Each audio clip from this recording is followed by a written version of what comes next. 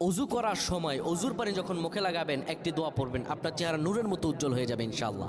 আপনার চেহারা নূরের মতো উজ্জ্বল হয়ে যাবে, চোখ চেহারা থেকে ব্রণ, মেস্তা, কালো দাগ সহ যাবতীয় সমস্যাগুলো আল্লাহ তাআলা দূর করে দিবেন এবং আপনার রিজিকে বরকত হবে ইনশাআল্লাহ। আপনার দোয়াগুলো কবুল হয়ে যাবে। অনেকের চেহারা সুন্দর কিন্তু তাকাতে ইচ্ছে করে না, মনে হয় চেহারায় নুন নাই, কিন্তু অনেকের চেহারাই কালো কিন্তু দেখতেও ভালো লাগে। যেমন এই যে বেলাল হাবশি, চেহারা দিকে তাকালেই শান্তির সুবাতাস বয়ে আসতো। সাহাবীরা যার চেহারা দেখে অনেক প্রশংসিত করিয়েছিল এবং যার কলব স্বচ্ছ ছিল।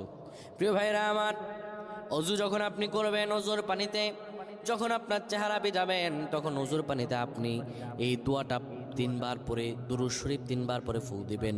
দোয়াটি হলো আল্লাহু নূরুস সামাওয়াতি ওয়াল আরদ, আল্লাহু নূরুস সামাওয়াতি ওয়াল আরদ।